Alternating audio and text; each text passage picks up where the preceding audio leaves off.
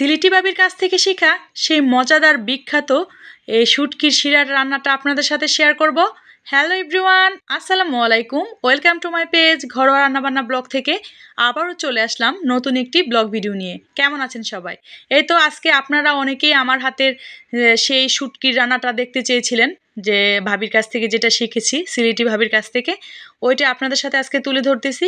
প্রথমে কিন্তু আমি এখানে লাউ শাকগুলো ভালোভাবে ধুয়ে তারপর পাতিলাতে দিয়ে দিলাম। তারপর দিয়েছি বেগুন, আলু, দেশি আলু কিন্তু এটা, কারণ দেশি আলুগুলো দিলে অনেক বেশি মজার হয় সিল্কা সহ।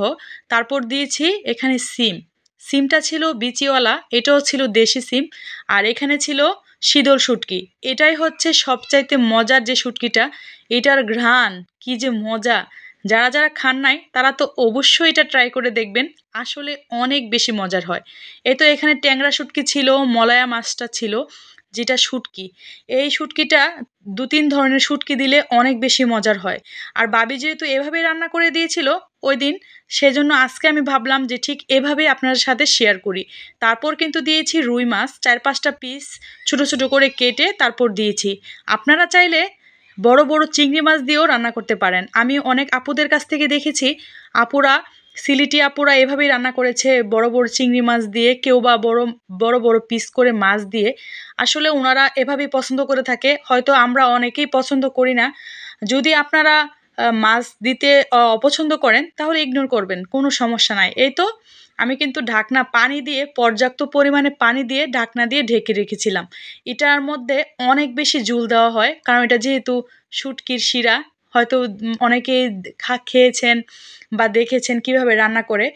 আর আমি আপনাদের সাথে জাস্ট শেয়ার করতেছি। অনেকে চাইছিলেন আমি একটু ছোট্ট একটা রিলস দিয়েছিলাম এই ভিডিওটার, ওইটা অনেকে আমার কাছ থেকে এই রেসিপিটা চাইছিলেন, সেজন্য ভাবলাম যে একটু রেসিপিটা শেয়ার করে ফেলি।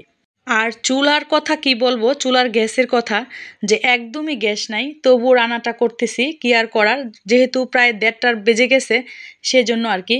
এই তো আমার শুটকি রান্নাটা কিন্তু প্রায় কমপ্লিট। এ তো দেখতেই পাচ্ছেন, গ্যাসটা যদি থাকতো অনেক সুন্দর কালার আসতো, শাকের সবুজ সবুজ কালারটা কিন্তু চলে গেছে, কারণ গ্যাস যেহেতু কম সেই জন্য আর কি। কিন্তু খেতে এত বেশি মজার হয়েছিল। আর যারা যারা এখনও খান নাই তারা কিন্তু অবশ্যই ট্রাই করবেন। আর এটার মধ্যে যদি পেঁয়াজ, কিন্তু কোনো পরিমাণে পেঁয়াজ কিন্তু দেওয়া হয়নি, হয়তো বা সবাই দেখেছেন।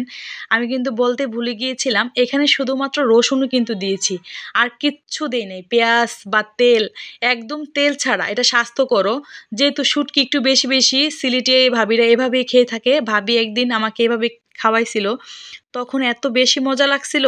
তো তখনই আমি ভাবছিলাম যে ভাবি একটু আমাকে রেসিপিটা দেন, তাই তো আপনাদের সাথে শেয়ার করে ফেললাম। যাই হোক, ভালো থাকবেন, সুস্থ থাকবেন, আল্লাহ হাফেজ।